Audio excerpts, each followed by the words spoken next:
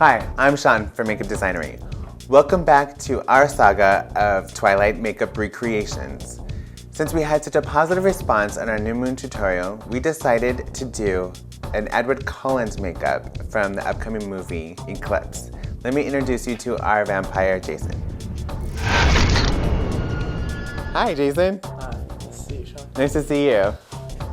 First, what we're gonna do is base out Jason's complexion. Don't forget to put a cape on your vampire. That'll keep you from getting any makeup on their wardrobe. Usually when you base match, you wanna look for the undertone and the shade of the skin. But in this particular case, we wanna pale him out. So we're gonna go for a really light, statuesque look.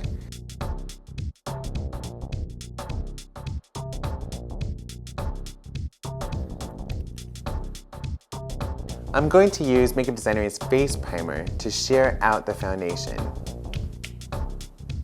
To control the coverage, I'm taking a wedge sponge, dipping it into the primer, and then into the foundation. Start at the hairline and work your way down in nice even strokes. Try not to get into the hair around the eyebrows, but you don't want to see any skin either. So I slightly have my angle tilted into the eyebrow. Close. Get into the corner of the eye. These wedges are fantastic for smaller areas because you can just use the corner to really get in there. Okay, let's move into the nose.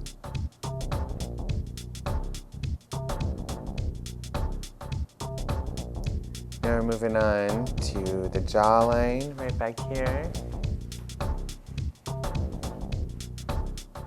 And later we're going to come back and hit the ears a little bit with makeup.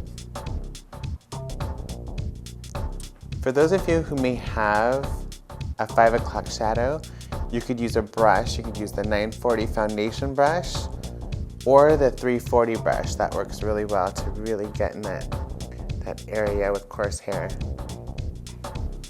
Okay, let's get his ear over here.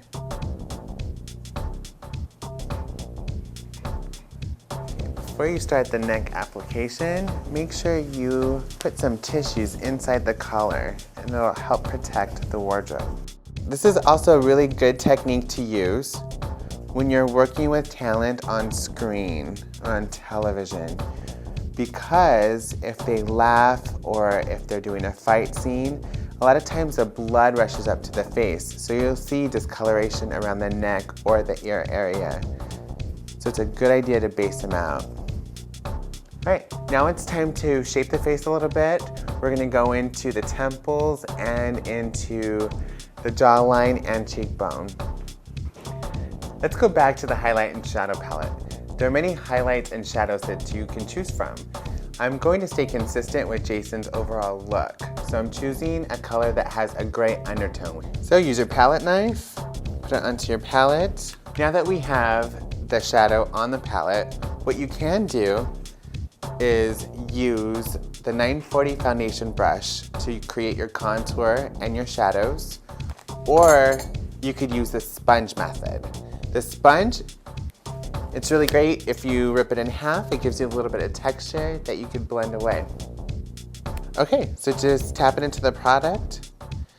You could test it on the back of your hand. It's always easier to test on your hand before you actually apply it onto the face. Just use a little stippling technique. You could always build your color later. You just want to see where the placement is right now. The contour of his cheekbones. We're going to angle it down to kind of give him a sinister look. Starting around, you don't want to go too high up, so just below the top of his ear.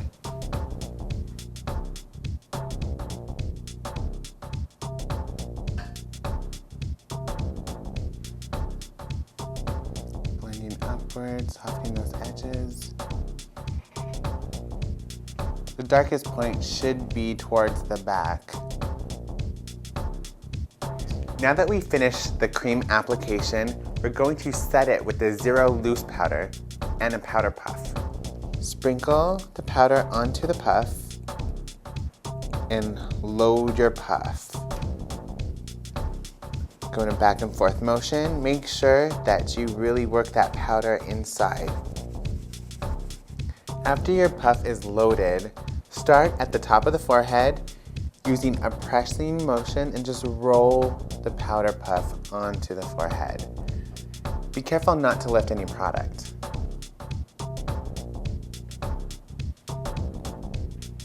This is also going to maintain the porcelain look that you're going for. Vampires don't sweat, nor do their oil glands work, so you want to make sure they're completely matte. If you need to release any powder, just tap it on the back of your hand, and it allows you to get in tight corners, and you can go ahead and tap in that powder around the eye. I'm not using a lot of pressure. You don't need a lot of pressure around the eye area. Hold the eyebrow taut and work it right into the corner.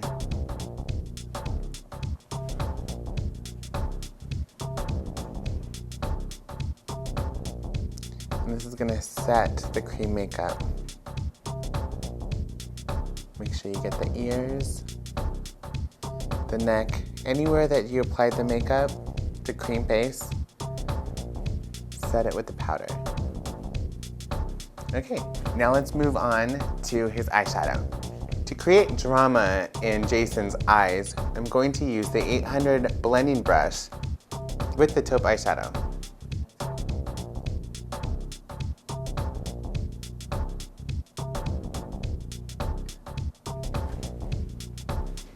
Okay, and repeat on the other eye.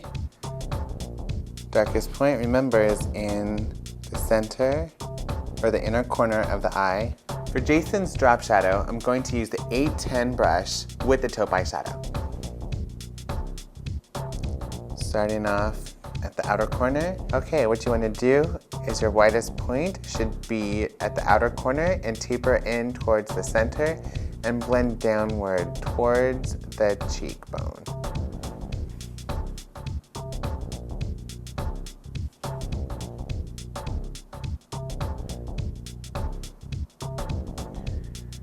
Okay, now that we have shadows on his forehead, his temples, his cheekbones, jawline, and eyeshadow, all we have to do to complete this look is put on a lip. To create a stain-like look, I'm using the eggplant lipstick with the palette knife. I'm taking the 310 lip brush and loading both sides. Start at the outer corner. And we may have to blot this down just a little bit. Flip the brush over, and again start at the outer corner. Okay, I'm just brushing upwards. I'm gonna go in and touch it up a little bit with the sponge right here. Got a little low.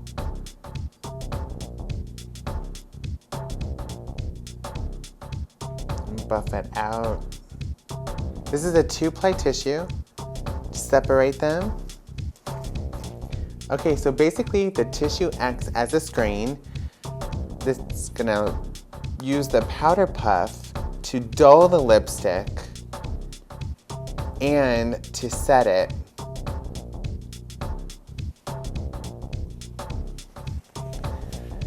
All right. Now that Jason has the full Edward Cullen makeup, we're gonna get him into hair and wardrobe.